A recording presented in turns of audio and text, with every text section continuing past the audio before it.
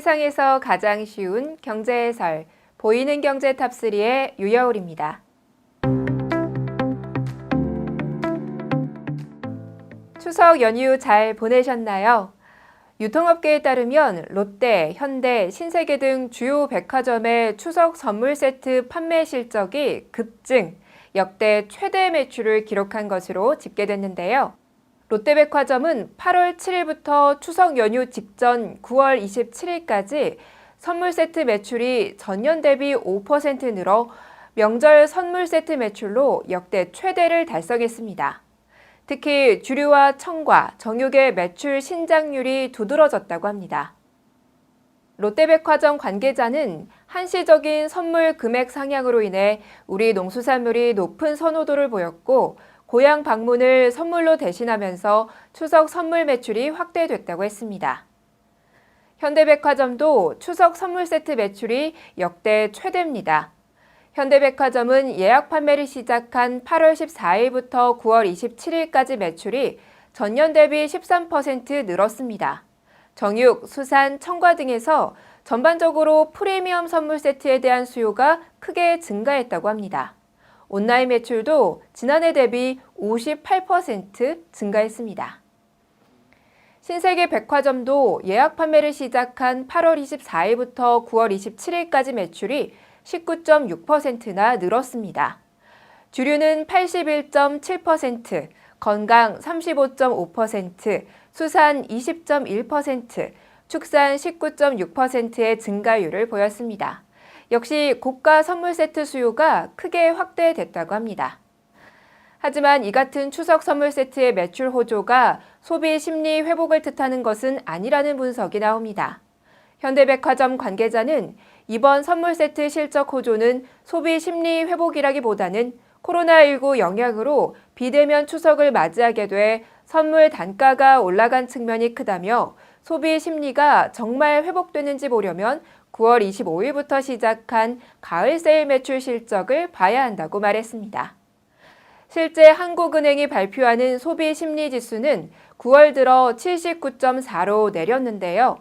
4월 70.8, 5월 77.6, 6월 81.8, 7월 84.2, 8월 88.2 등으로 4개월 연속 상승하던 소비 심리 지수가 코로나19 재확산으로 거리 두기가 강화되면서 다시 낮아졌습니다.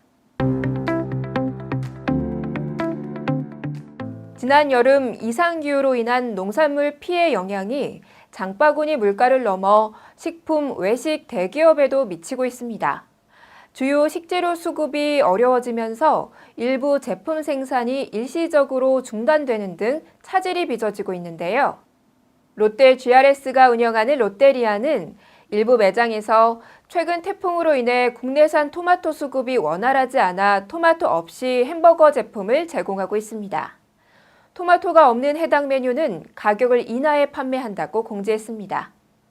다른 햄버거 프랜차이즈인 버거킹도 토마토 수급이 어려운 상황이라며 토마토 제공이 어려울 경우 소스 및 야채류를 추가로 제공한다고 공지했습니다.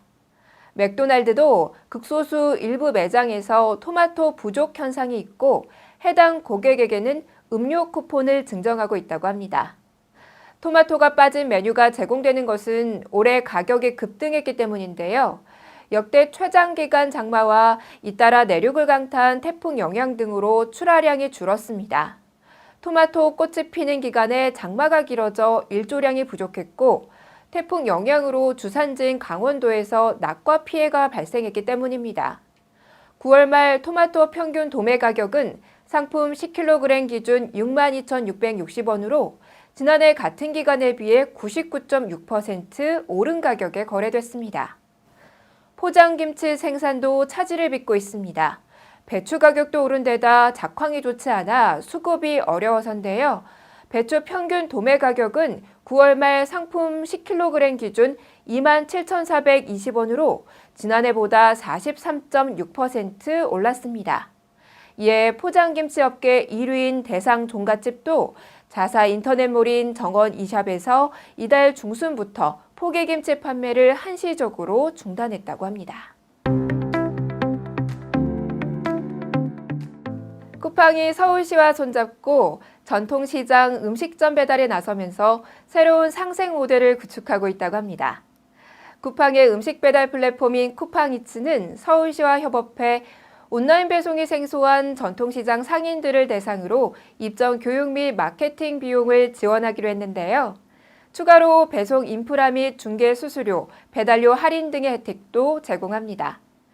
쿠팡이츠는 현재 종로구 광장시장, 강남구 개포시장, 강동구 둔촌시장, 마포구 망원동 월드컵시장 등 13개구 22개 시장을 대상으로 시행 중이며 11월 내 27개 시장으로 확대할 예정이라고 밝혔습니다.